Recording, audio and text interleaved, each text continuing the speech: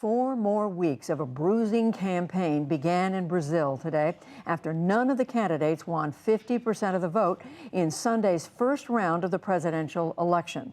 Current President Jair Bolsonaro outperformed polls that showed him losing badly to his leftist rival, the former president Luiz Inácio Lula da Silva. In partnership with the Pulitzer Center, special correspondent Jane Ferguson reports from Sao Paulo as the country enters a new period of uncertainty. As the results came in, supporters of the former president Lula da Silva were jubilant.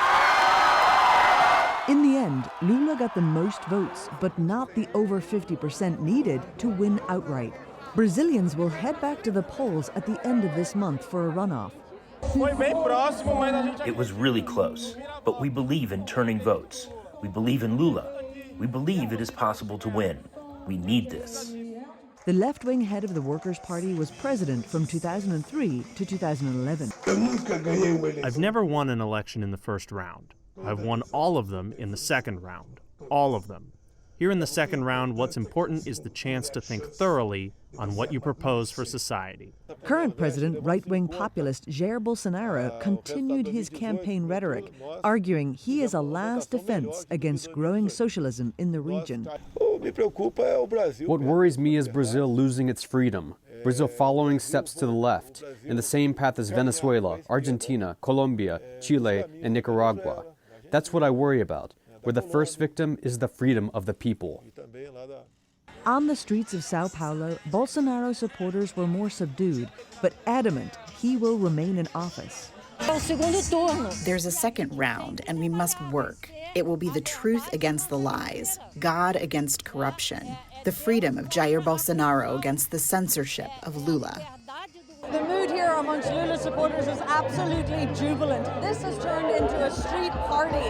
But it's important to remember that this was not an outright victory. Bolsonaro is still very much so in this race. More so than predicted by the polls, some of which placed Bolsonaro behind Lula by as many as 14 percentage points. In the end, it was a much tighter race. His levels of support, says Brazilian journalist and political columnist Patricia Campos Melo, were underestimated. We realized the Brazilian population is, much more conservative than we all imagined. Beyond the presidential race, Bolsonaro's party won the greatest share of seats in Congress. If Bolsonaro gets elected, he's going to be unstoppable. We've seen this with other leaders in other countries who get re-elected because Congress is going to be highly supportive of him. The current president has refused to say if he would accept the results of the presidential election if he loses. For months, he has called the electoral system corrupted against him. A narrow loss in the runoff may make it easier for him to contest results. We know that's going to happen if he loses. And this is going to be a very difficult institutional shock because we have half the country who really support President Bolsonaro, and they believe this narrative that he has been sowing doubts about the elections for years. If he ends up losing in the second round, after showing that all the polls were wrong, it's going to be very hard to convince people that the elections were clean. Brazilians have faced months of divisive, polarized political campaigning unprecedented in their democratic history.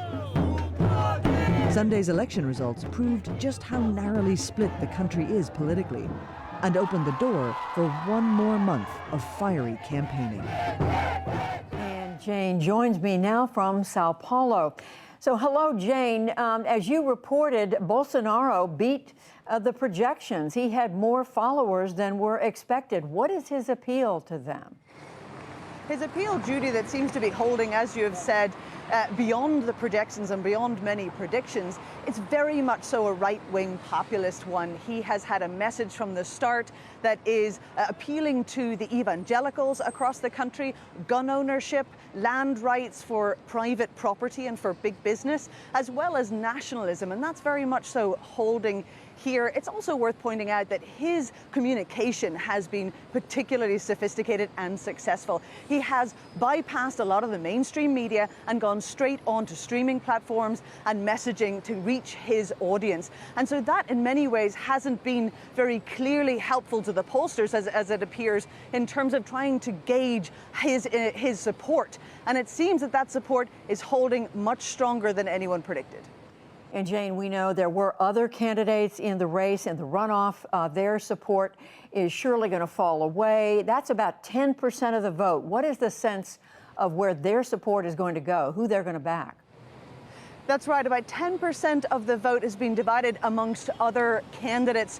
One of them, Simone Tebet, but she is considered center-right. It's not clear where her votes will go. You've also got Ciro Gomez. He is considered slightly more leftist. Neither of those candidates who got most of the remaining votes have said who they are going to back, but they're obviously in a particularly powerful position here. They could influence the end result here in causing these two very extreme polarized candidates to temper their message somewhat and come in perhaps a little from the very far left for Lula and perhaps temper a little bit of Bolsonaro's messaging. But we'll see which way they decide to run in the next month as the campaigning continues ahead of the October 30th runoff.